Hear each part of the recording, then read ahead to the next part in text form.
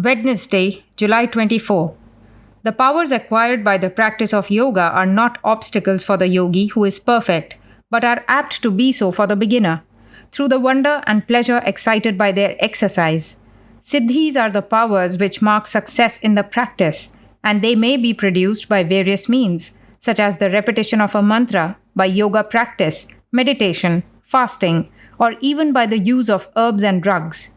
The yogi who has conquered all interest in the powers acquired and who renounces all virtue arising from his actions comes into the cloud of virtue, name of one of the states of samadhi, and radiates holiness as a cloud rains water. Meditation is on a series of objects, concentration is on one object. Mind is cognized by the Atman, but it is not self-illuminated. The Atman cannot be the cause of anything. How can it be? How can the Purusha join itself to Prakriti, nature? It does not. It is only illusively thought to do so. Learn to help without pitying or feeling that there is any misery. Learn to be the same to enemy and to friend. Then when you can do that and no longer have any desire, the goal is attained. Cut down the banyan tree of desire with the axe of non-attachment, and it will vanish utterly. It is all illusion. He from whom blight and delusion have fallen, he who has conquered the evils of association, he alone is azad, free.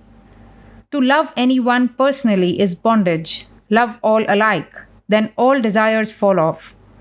Time, the eater of everything, comes and all has to go. Why try to improve the earth, to paint the butterfly? It all has to go at last. Do not be mere white mice in a treadmill, working always and never accomplishing anything. Every desire is fraught with evil, whether the desire itself be good or evil.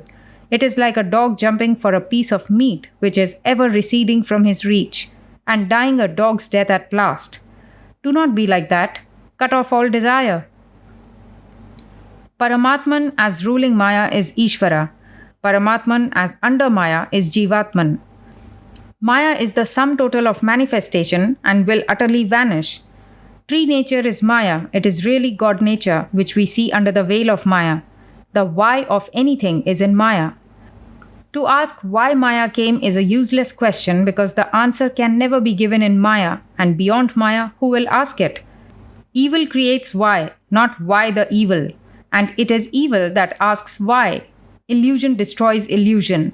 Reason itself, being based upon contradiction, is a circle and has to kill itself.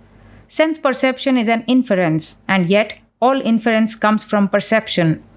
Ignorance reflecting the light of God is seen, but by itself it is zero. The cloud would not appear except as the sunlight falls on it. There were 4 travelers who came to a high wall. The first one climbed with difficulty to the top and without looking back, jumped over. The second clambered up the wall, looked over, and with a shout of delight disappeared. The third in his turn climbed to the top, looked where his companions had gone, laughed with joy, and followed them. But the fourth one came back to tell what had happened to his fellow travelers. The sign to us that there is something beyond is the laugh that rings back from those great ones who have plunged from Maya's wall. Separating ourselves from the Absolute and attributing certain qualities to it give us Ishvara. It is the reality of the universe as seen through our mind. Personal devil is the misery of the world seen through the minds of the superstitious.